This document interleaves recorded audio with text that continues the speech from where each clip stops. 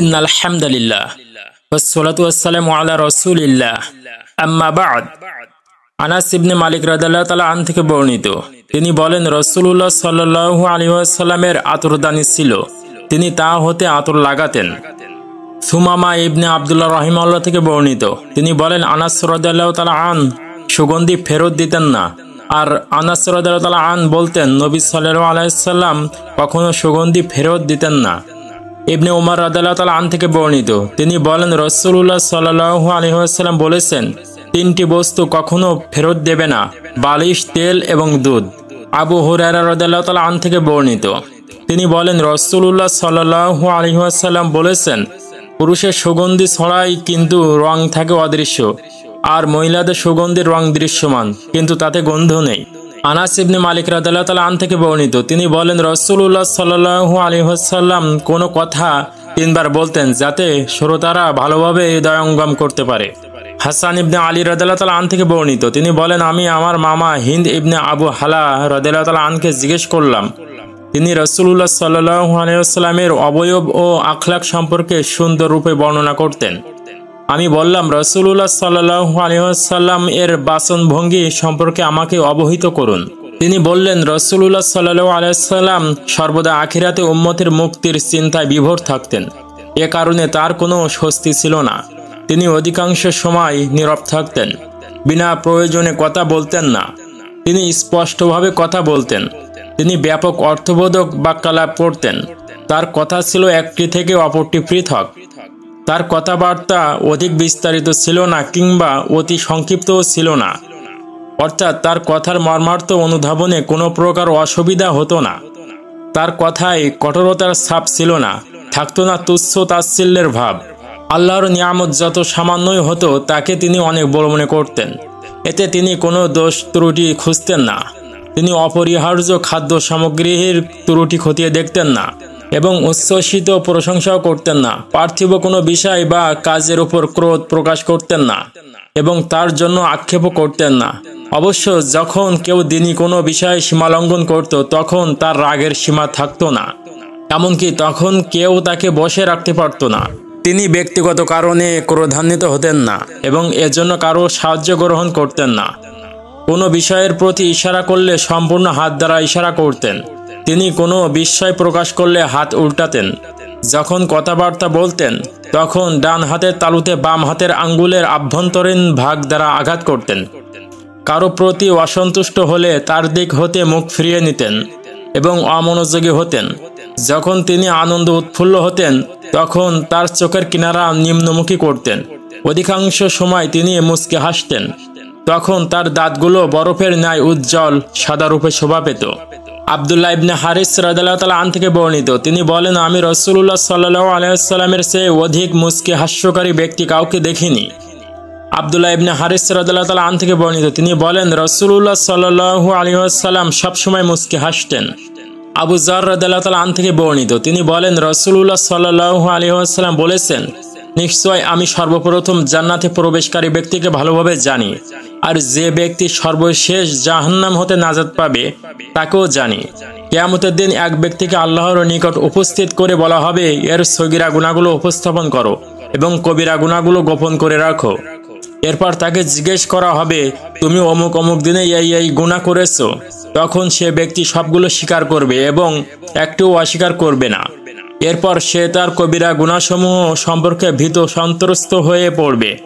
তখন ঘোষণা দেওয়া হবে যে তার প্রতিটি মন্দ কাজের বিনিময়ে একটি করে নেকি লিপিবদ্ধ করো।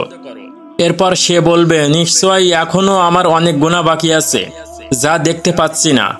আবু যর রাদিয়াল্লাহু তাআলা আন বলেন, তখন আমি দেখলাম রাসূলুল্লাহ সাল্লাল্লাহু আলাইহি ওয়াসাল্লাম মুচকি হাসছেন, এমনকি তার সাদা দাঁতগুলো দেখা যাচ্ছিল। জারির ইবনে আব্দুল্লাহ রাদিয়াল্লাহু তাআলা আন থেকে বর্ণিত, তিনি বলেন আমার ইসলাম গ্রহণের পর হতে রাসূলুল্লাহ সাল্লাল্লাহু আলাইহি ওয়াসাল্লাম আমাকে তার কাছে আসতে বাধা দেননি, আর আমাকে দেখা মাত্রই তিনি হাসতেন। আব্দুল্লাহ ইবনে মাসউদ রাদিয়াল্লাহু তাআলা আন থেকে বর্ণিত, তিনি বলেন রাসূলুল্লাহ সাল্লাল্লাহু আলাইহি ওয়াসাল্লাম বলেছেন, যে ব্যক্তি সর্বশেষে জাহান্নাম হতে নাজাত পেয়ে বের হয়ে আসবে আমি তাকে চিনি, সে হামাগুড়ি দিয়ে জাহান্নাম হতে বের হয়ে আসবে। এরপর তাকে বলা হবে, এসো জান্নাতে প্রবেশ করো। ঘোষণা মোতাবেক সে জান্নাতের দিকে যাবে এবং সেখানে প্রবেশ করে দেখতে পাবে কোথাও ঠাঁই নাই, লোকেরা সকল স্থান অধিকার করে আসছে। অতঃপর সে ব্যর্থ হয়ে ফিরে আসবে এবং বলবে, হে আমার প্রতিপালক, লোকেরা তো সব স্থানই দখল করে আসছে। তখন তাকে বলা হবে, তোমার সে কালের দুনিয়ার কথা স্মরণ আছে কি, যেখানে তুমি অবস্থান করেছিলে? সে বলবে, জি হ্যাঁ, সবই আমার মনে পড়ে। বর্ণনাকারী বলেন, তখন তাকে বলা হবে, তোমার মনে যা চাই তা আকাঙ্ক্ষা করো। তিনি বলেন, তখন সে আকাঙ্ক্ষা করবে। এরপর তাকে বলা হবে, তুমি যে ইচ্ছা পোষণ করলে তাই তোমার জন্য মঞ্জুর করা হলো এবং তোমাকে 10 দুনিয়ার সমান দেয়া হবে। তিনি বলেন, তখন সে বলবে, আপনি কি আমার সঙ্গে ঠাট্টা করছেন? অথচ আপনি আমার মালিক, সারা জাহানের সম্রাট। তিনি বর্ণনাকারী বলেন, এমত অবস্থায় আমি রাসূলুল্লাহ সাল্লাল্লাহু আলাইহি ওয়াসাল্লামকে মুস্কে হাসি দিতে দেখলাম, এমনকি তার দাঁত দেখা যাচ্ছিল। আলী ইবনে রাবিয়া রাদিয়াল্লাহু তাআলা আন থেকে বর্ণিত, তিনি বলেন, একদা আমি আলী রাদিয়াল্লাহু তাআলা আনহুর সামনে উপস্থিত হলাম। তখন তার কাছে একটি জানোয়ারকে আরোহণের জন্য আনা হলো। যখন তিনি সে পশুটির পাদানিতে পা রাখলেন এবং বললেন, বিসমিল্লাহ, অতঃপর জানোয়ারের পিঠে যখন সোজা হয়ে বসলেন তখন বললেন, আলহামদুলিল্লাহ, সমস্ত প্রশংসা আল্লাহর।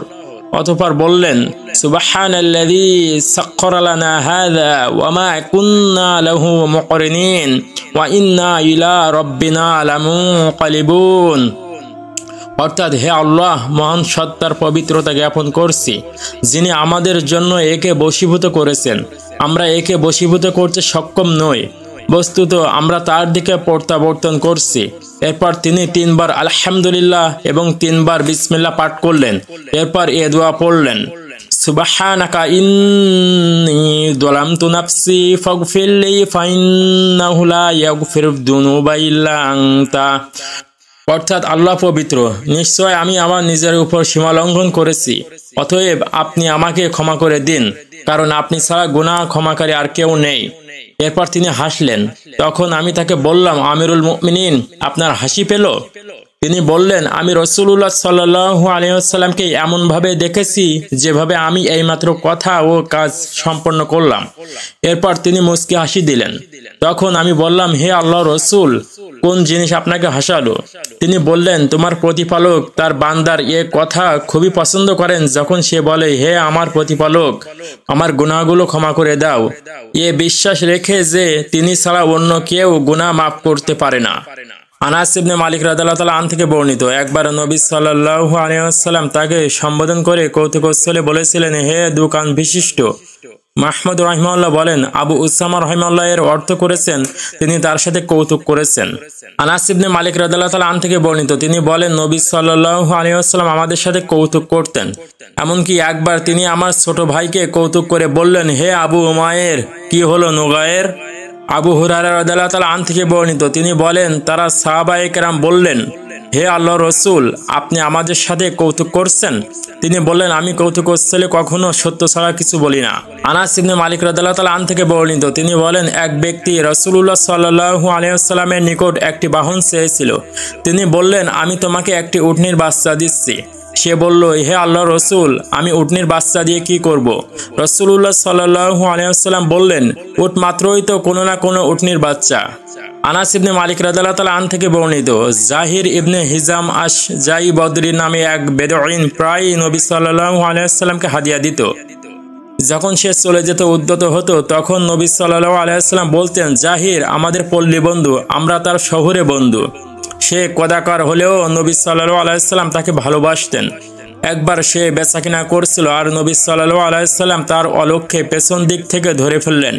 তারপর সে বলল, কে? আমাকে ছেড়ে দাও। দৃষ্টিপাত করতে সে নবী সাল্লাল্লাহু আলাইহি ওয়াসাল্লামকে দেখে তার পিঠ আরো নবী সাল্লাল্লাহু আলাইহি ওয়াসাল্লামের বুকের সাথে মিলালো। এরপর নবী সাল্লাল্লাহু আলাইহি ওয়াসাল্লাম বললেন, এ গোলামটিকে কে ক্রয় করবে? জাহির বলল, হে আল্লাহর রাসূল, আমাকে বিক্রি করে কেবল অচল মুদ্রাই পাবেন।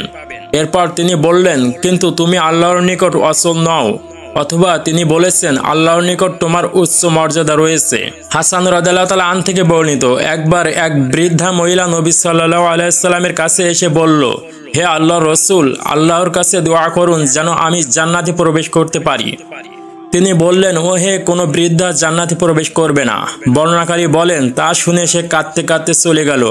নবী সাল্লাল্লাহু আলাইহি ওয়াসাল্লাম বললেন, তাকে এ মর্মে খবর দাও যে তুমি বৃদ্ধা অবস্থায় জান্নাতে প্রবেশ করবে না, কারণ আল্লাহ তাআলা ইরশাদ করেন, আমি তাদেরকে বিশেষভাবে সৃষ্টি করেছি আর তাদেরকে করেছি কুমারী।